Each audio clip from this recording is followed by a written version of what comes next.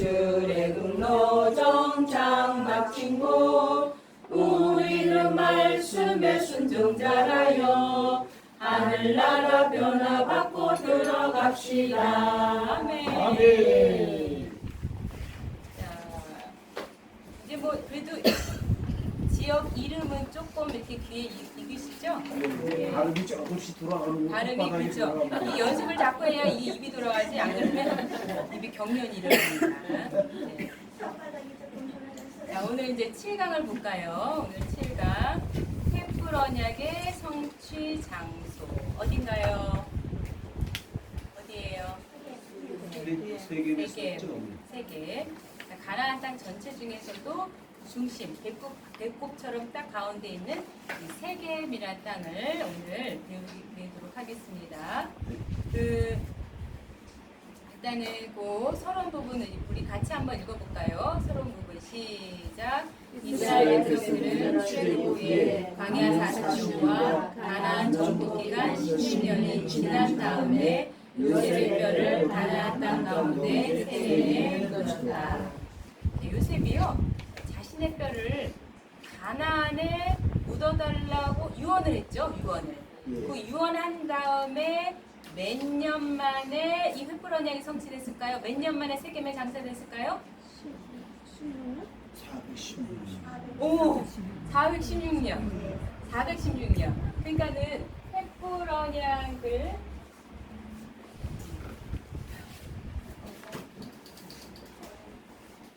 이 요셉이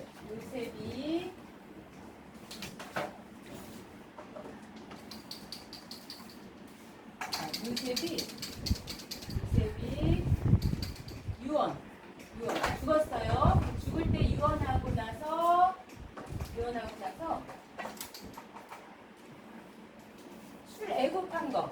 출애굽한 거 드디어 나갑니다. 몇 년 만에 출애굽일까요? 360년 만에. 그리고 이제 그러고 광야 40년 또 가나안 정복과 땅 분배가 15년이었죠. 여기 15년. 그래서 40년과 15년 했더니 이제 드디어 가나안 땅에 묻히게 된 것은 416년 만에 이 얘기입니다. 자꾸 하시면요 숫자도 친해집니다. 숫자가 처음에는 그 의미를 부여할 때 이제 숫자가 이게 눈에 들어오거든요. 그래서 조금 자꾸 반복하시면 됩니다. 그 첫 번째 세겜 땅과 요셉 그랬는데요. 자, 요셉과 세겜 땅은 너무나 관계가 깊다 없다? 깊다. 관계가 깊어요. 그럼 왜 요셉의 뼈가 그 넓은 가나안 땅 중에서 왜 하필 세겜에다가 묻히게 되었을까? 자, 세겜은요 가나안 땅의 대표가 된다고 생각하시면 돼요. 가나안 땅의 대표. 제가 미국을 이렇게 들어가면 출입국 이제 뭘 하나 쓰잖아요. 쓰게 될 때 누구든지 간에 대한민국 그러니까 어디에서 출발했나 어디 출신인가 할 때 대한민국 그냥 서울이라고 해요. 서울 사람 아니더라도 서울이라고 해요. 서울은 대한민국을 대표하기 때문에 이제 그렇게 하죠. 여기서도 세겜은 가나안을 대표하는 땅입니다. 참 신기하게도 아담이 저기 갈대아우리에서 출발해서 하란을 거쳐서 하나님의 소명을 받고 너 이제 약속의 땅 가나안으로 가라 그랬을 거 아니에요. 그리고 가나안 땅을 들어와갖고 처음으로 하나님 나타나신 곳이 그곳이 바로 세겜이거든요. 예. 그래서 가나안 땅에 들어와갖고도 그때까지도 하나님 말씀이 뭐가 없으면은 얼마나 답답하겠어요. 그런데 세겜을 지날 때 하나님이 처음 나타나셨다고 말씀하고 있습니다. 창세기 12장 거기 5절을 보시면요. 아브라함이 그 아내 사레와 조카 롯과 하란에서 모은 모든 소유와 얻은 사람들을 이끌고 가나안 땅으로 가려고 떠나서 마침내 가나안 땅에 들어갔더라. 아브라함이 그 땅을 통과하여 세겜 땅 이거 이제 말 하나 안 하나 똑같은 것 같은데요? 안 나와요? 불은 켜 있는데 근데 제가 말하는 소리랑 똑같은 거 같아요. 이거 하나 안 하나. 안 나와. 제가 되게 힘드네. 그래서 소리가 좀 약한가? 스위치가 켜져. 자, 계속 저는 말할게요. 그래서 그 땅을 통과하여 세겜 땅 모래 상수리 나무에 이르니 그때에 가나안 사람이 그 땅에 거하였더라. 여호와께서 아브라함에게 나타나 가라사대 내가 이 땅을 내 자손에게 주리라 그랬죠. 그래서 아브라함도 그랬지만 그 자손들 역시도 잊을 수 없는 기념 장소가 바로 세겜인 거예요. 세겜. 그러니까 나중에 아브라함은 자손들에게 야야야 이 하레비가 말이야 하나님의 명령을 붙잡고 가나안에 들어왔어. 그런데 이 하나님이 안 나타나시는 거야. 그런데 세겜을 지날 때 하나님이 나타나셔서 그래서 내가 단을 쌓지 않았겠냐 그 얘기를 해줬을 거예요. 그렇게 잊을 수 없는 그런 장소였습니다. 자, 2번 작은 2번 보시면 여기서 이 땅을 내 자손에게 주리라 그랬죠. 이 땅은 지금은 세겜이지만 사실 하나님 주시고자 한 건 어디예요? 가나안 땅 전체죠. 가나안 땅 전체를 가리킵니다. 이때부터 세겜은 가나안을 대표하는 땅이 된 것이다. 자, 그게 두 번째. 이 세겜과 관련해서 굉장히 많은 논란이 되고 있는 난제가 있습니다. 자, 똑같은 이 세겜에 관련해 갖고는 두 군데가 다른 내용이 있는 거예요. 자, 하나는 뭐냐면 세겜에 누가 묻혔나? 세겜에 누가 묻혔나? 우리 지금 누구라 그랬어요? 요셉. 요셉이 묻혔죠. 여호수아 24장에는 요셉이 묻혔다고 돼 있어요. 자, 보겠습니다. 이스라엘 자손이 애굽에서 이끌어낸 요셉의 뼈를 세겜에 장사하였으니 그랬죠. 그런데 신약에 가서 사도행전을 보면은 야곱이 묻힌 거래요. 야곱. 자, 거기 보시면 사도행전 7장 15, 16절 야곱이 애굽으로 내려가 자기와 우리 조상들이 거기서 죽고 세겜으로 옮기워 맨 끝에 보세요. 무덤에 장사되니라 그랬죠. 야곱이 묻혔다고 돼 있는 거예요. 자, 이거는 우리가 어떻게 해결해야 될까? 그래서 많은 사람들이 이 성경을 다 믿을 수가 없다. 성경에도 오류가 있다. 이런 모순이 나타날 때마다 많은 사람들이 성경에 대한 불신을 갖게 되는 거죠. 근데 우리는요 1.1회까지도 하나님께서 다 오류 없이 쓰셨다고 하는 성경 무호설을 우리는 믿고 있습니다. 네. 근데 이런 모순이나 뭔가 이상하게 잘못된 것 같아라고 하는 걸 볼 때요 우리는 더 손뼉을 치고 무릎을 쳐야 돼요. 야, 여기 기가 막힌 게 숨겨져 있구나. 하나님 비밀스럽게 오묘한 뜻을 감춰 놓았구나. 이렇게 생각하시면 돼요. 그래서 더 주목해서 우리가 이걸 풀어내야 됩니다. 그러면 이게 지금 구속사전 경륜 속에서는 해결될 수 있는 일인데 문자적으로 보면은 이게 잘못된 것 같죠? 그런데 일단 주석을 보니까요 이렇게 설명을 해요. 사도행전을 이렇게 말하고 있는 사람, 이 사도행전 요 기록은 지금 누가 말하고 있는 걸까요? 스데반. 그래서 스데반이 착오를 일으켰다. 이렇게 주석에 나와 있어요. 그럼 우리는 다 그렇게 믿어야 될까요? 스데반이 정말 뭔가 약간 맛이 갔거나 착각을 해갖고 과거 사건이니까 내가 들은 게 이게 아니고 말이 헛나왔나? 이렇게 보면은 안 되죠. 왜냐? 이 사도행전에 6장 3절을 보시면요. 스데반에 대한 설명을 다 지금 자세하게 지금 하고 있는 거예요. 스데반이 도대체 어떤 사람인가를 한 번만 말하면 될 거를 갖다가 여러 번 말씀하고 있는 거를 볼 때 일단 스데반에 대한 우리가 그의 믿음과 그의 성령의 충만함을 우리가 알아야 되겠구나 하는 거죠. 6장 3절 보면 성령과 지혜에 충만한 자 7사람을 택하라 한 중에 스데반이 들어간 거예요.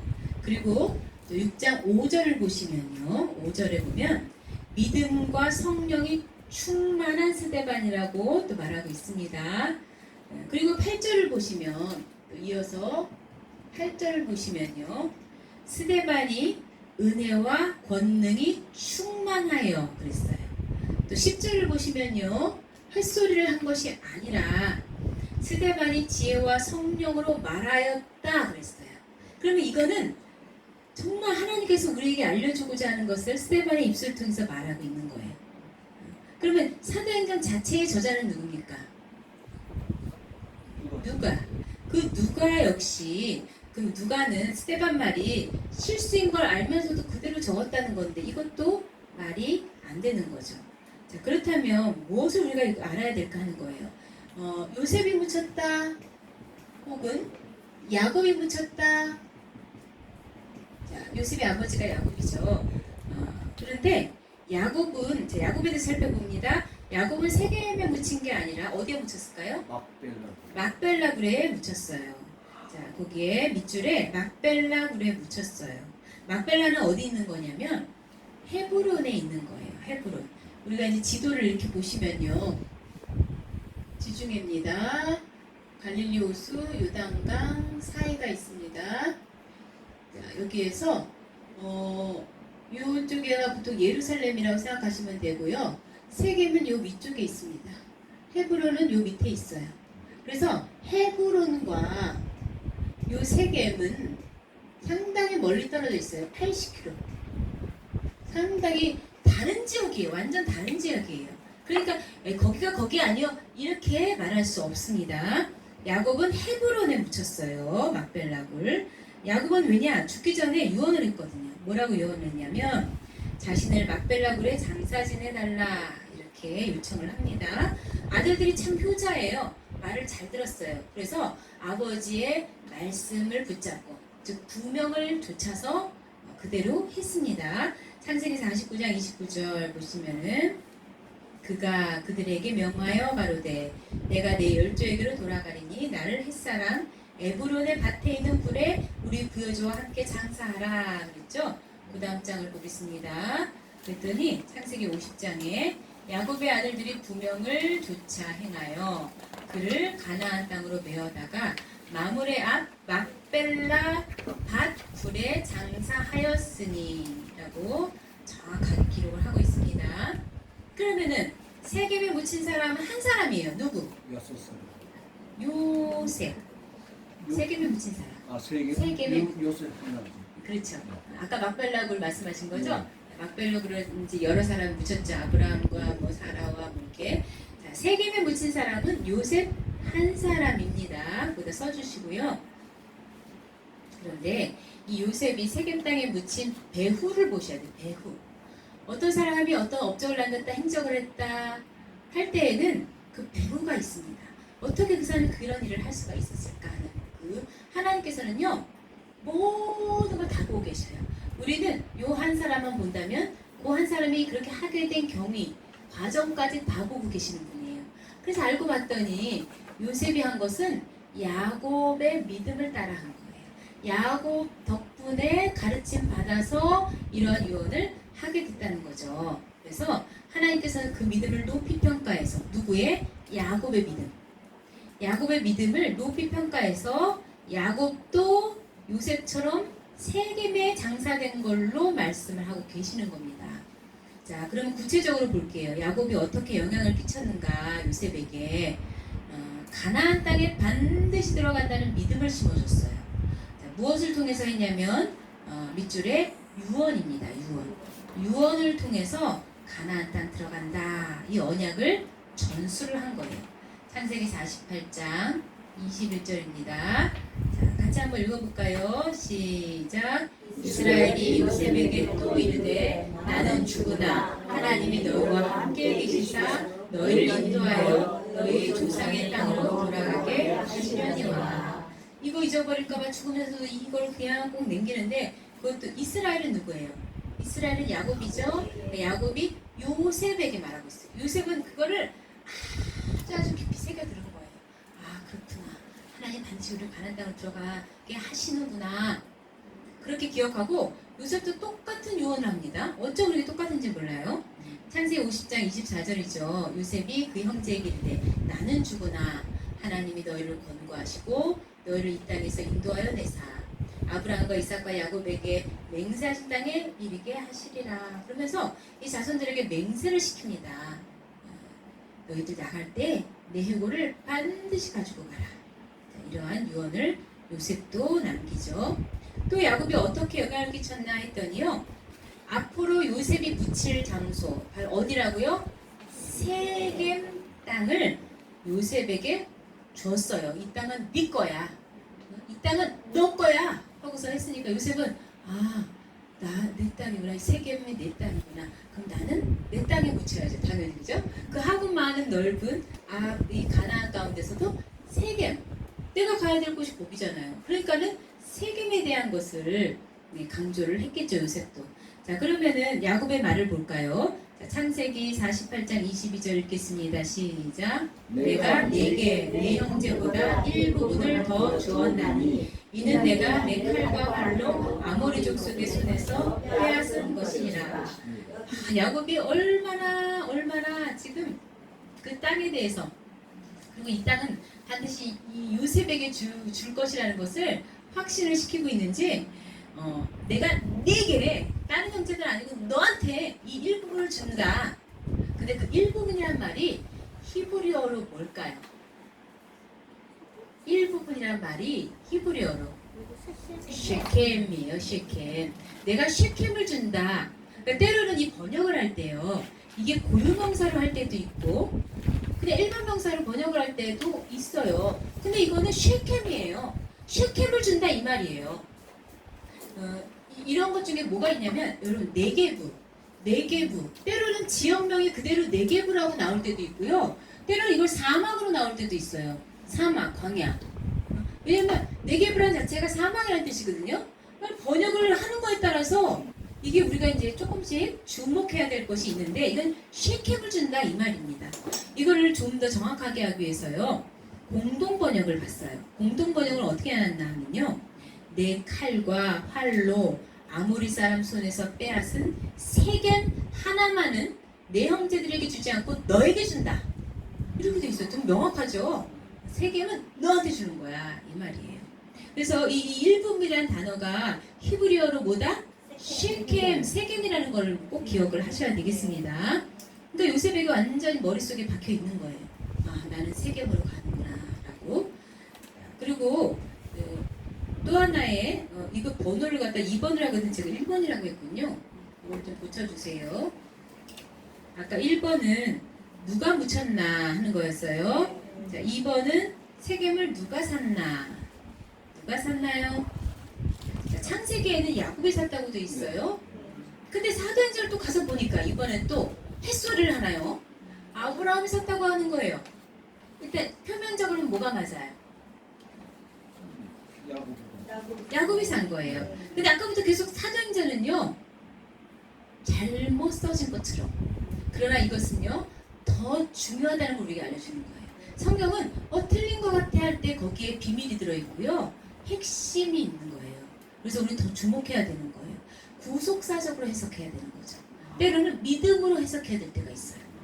그러면 사도행전에 아브라함이라고 되어 있는데, 자, 창세기를 보시면 야곱이 바단 아람에서 평안히 가나안 땅 세겜성에 이르러 성 앞에 그 장막을 치고, 그 장막 친 밭을 세겜의 아비 하몰의 아들들의 손에서 은 100개로 사고 그랬죠. 그리고 참고로 여호수아를 보시면요, 여호수아 24장 32절에도 이곳은 야곱이 세겜의 아비 하몰의 자손에게 금 100개를 주고 산 땅이다 그렇게 돼 있어요. 야곱이 샀어요. 사도행전을 보니까 아브라함이 은으로 값주고 산이라고 돼 있잖아요. 그래서 주석을 보면 이걸 해결을 해야 되잖아요. 어떻게 해결해놨나 봤더니요, 야곱의 세겜 땅 구입 시 아브라함 이름으로 구입했대요. 아니, 아가 아니라, 이거 뭐 진짜 근거가 있는 건지 없는 건지 모르잖아요. 응? 야곱이 사긴 샀는데 아브라함이 이름으로 구입했기 때문에, 그래서 여기 사도행전 아브라함이 산 걸로 기록이 됐다. 그렇게 푸는데 그거 뭐 우리가 진짜인지 아닌지는 모르죠. 그러니까 왜냐면 성경을 또 다 틀렸다고 할 수는 없으니까 그거를 이래저래 어거지로 풀고 있는 겁니다. 그런데 하나님의 관점은 무엇일까 하는 걸 우리는 봐야 되는 거죠. 자, 1번 세겜의 실제 구매자는 누구다? 야곱이죠. 야곱이 언제 샀냐면 바다나람에서 20년을 일하고 식구들과 함께 재산을 가지고 내려옵니다. 그래서 이제 세겜성에 이르러서 거기서 장막을 쳐요. 근데 거기서 땅을 산 거예요. 땅을 샀어요. 근데 이 땅을 살 때에는요, 왜 하필 살까요? 뭐 그냥 그 땅에 얼마나 기름지고 좋았길래 샀을까요?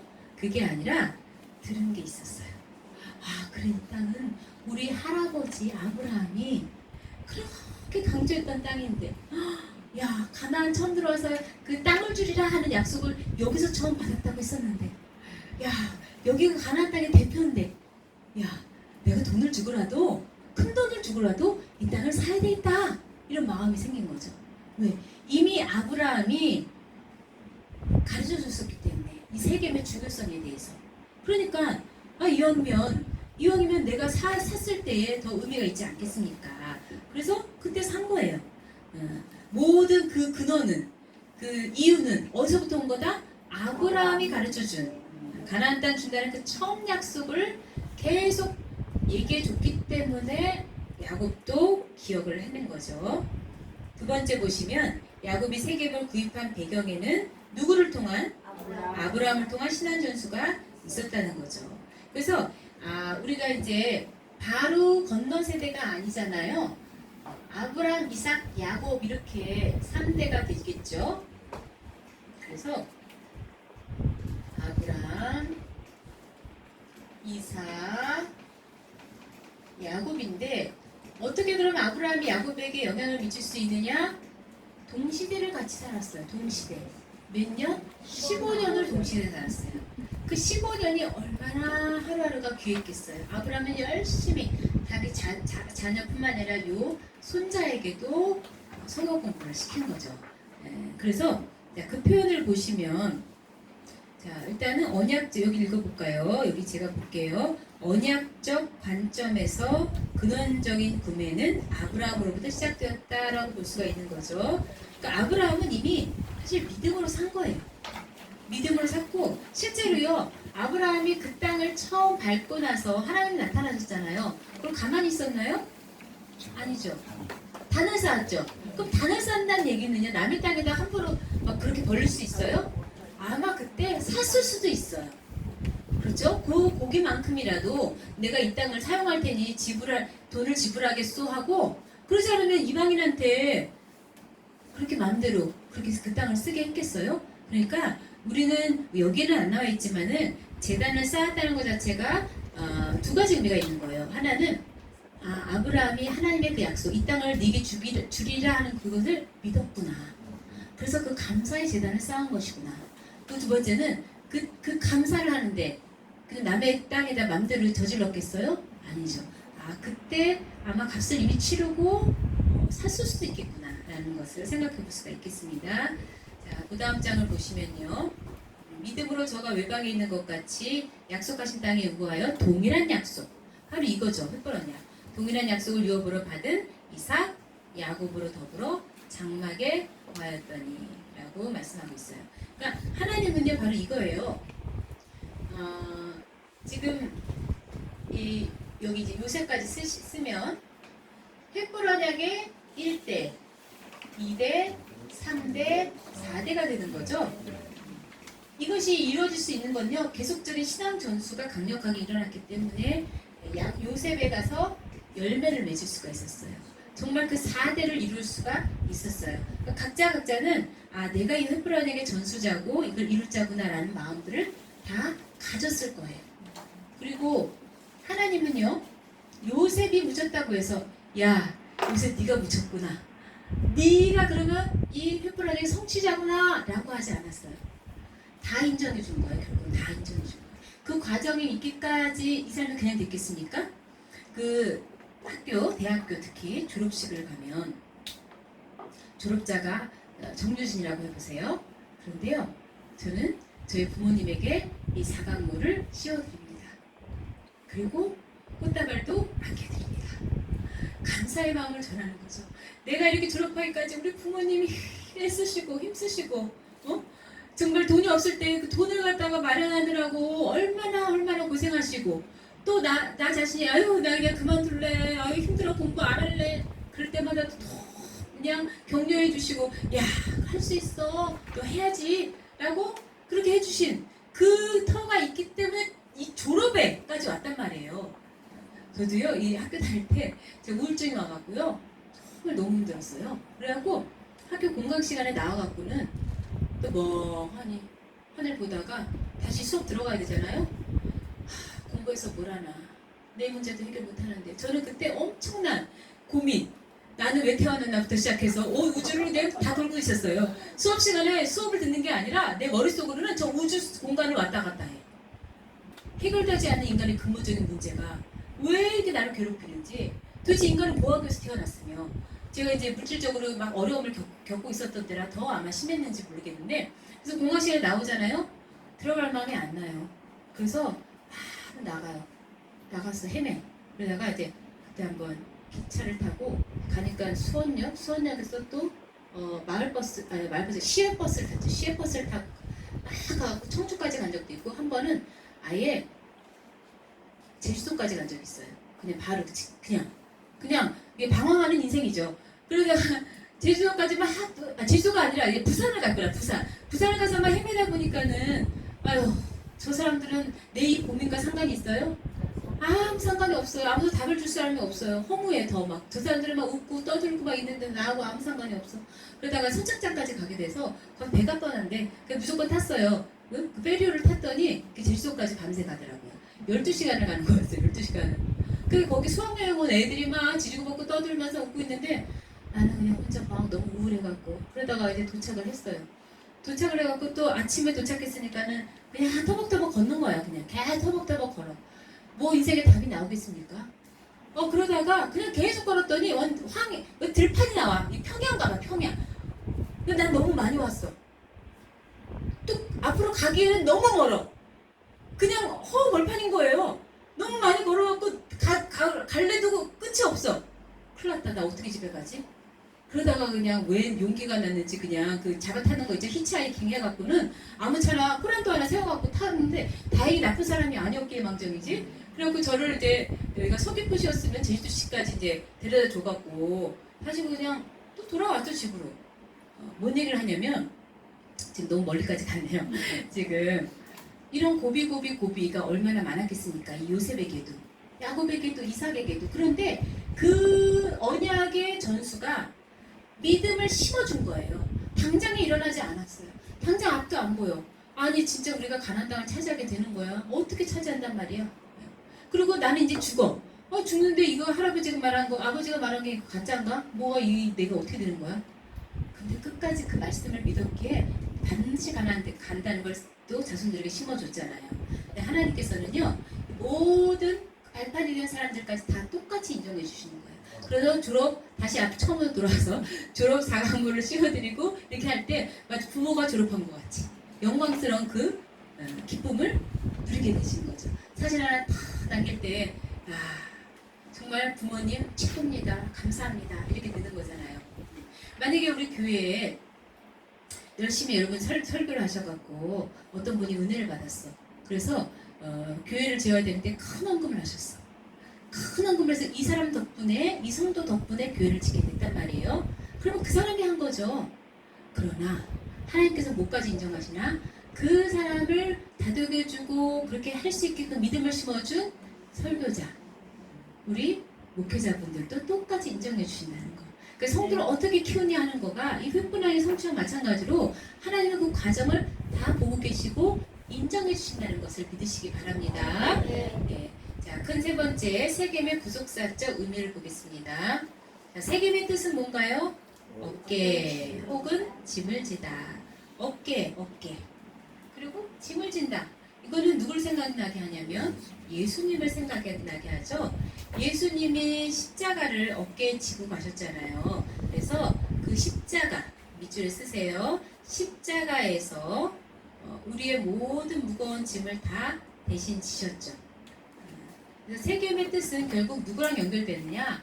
예수님과 연결이 되는 거예요. 수고하고 무거운 짐진 자들아 다 내게로 오라, 이렇게 말씀하시는 거죠. 그리고 모든 짐을 여호와께 맡겨버리래요. 우리에게 어떤 짐이 있나요? 우리가 무엇을 맡겨야 될까요? 무엇을 맡겨야 될까요? 맡길 게 너무나 많아요. 그래서 시편 37편 37편 5절 말씀에 보면 너의 길을 맡기라 그랬어요. 잠언 16장 3절 보시면은 너의 행사를 맡기라 그랬어요. 그리고 또 뭘 맡기라고 하셨느냐? 염려까지 맡기래요. 베드로 전서 5장 7절에 있죠. 너의 염려를 다 맡기라 그랬습니다. 이렇게 맡기시면 짐을 대신 지어주신대요. 얼마나 감사합니까?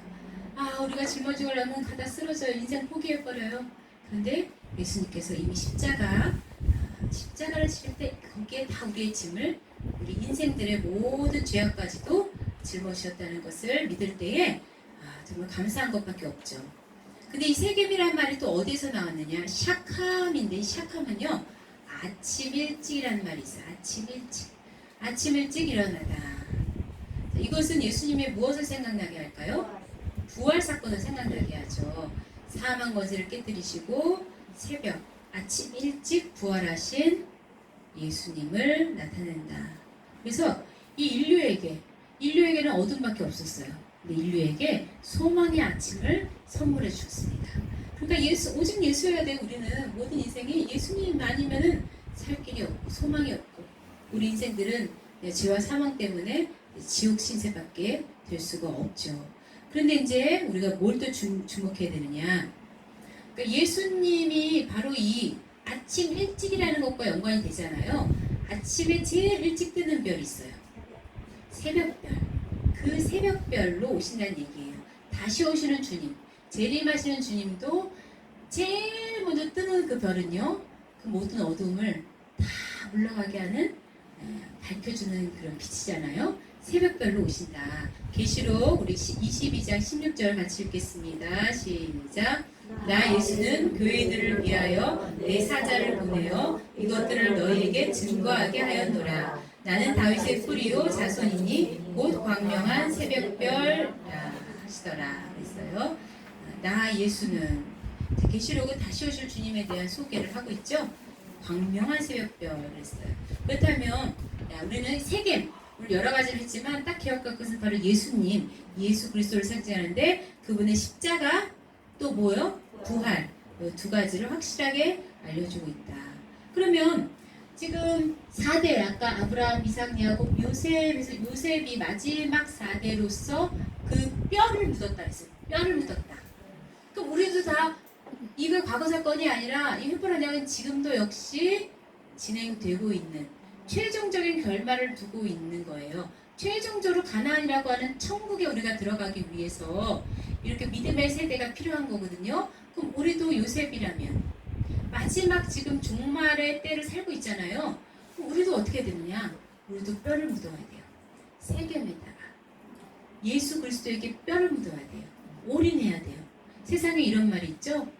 나는 이 직장에 내 뼈를 묻을 거야. 나는 이 집안에 시집와갖고 나는 이 집안에 뼈를 묻을 거야. 뼈를 묻는다는 말 많이 하죠. 그건 내 모든 걸 다 바친다는 말입니다. 그것이 절대 손해가 아니에요. 저는 그 인생에 약간 방황을 했다고 했잖아요. 도대체 뭘 위해서 태어났나, 다 애써보는데 내 마음대로 되지 않더라고요. 그러다 보니까는 집안을 원망하게 되는 거예요. 나도 좀 제대로 받쳐주지. 남들 뭐 이렇게 막 다 돈 들여 배우고 뭐하고 저는 돈이 없어서 학원 제대로 못 다니고 못 배우고 그런 거 막 하고 싶은 거 다 못했어요. 나도 조금만 뒷받침해주면 나도 잘할 수 있는데 막 맨날 그런 마음 들다가 집안이 사업한다고 아빠가 망해먹고 뭐하면서 제가 소녀과정이 거의 되다시피 했어요.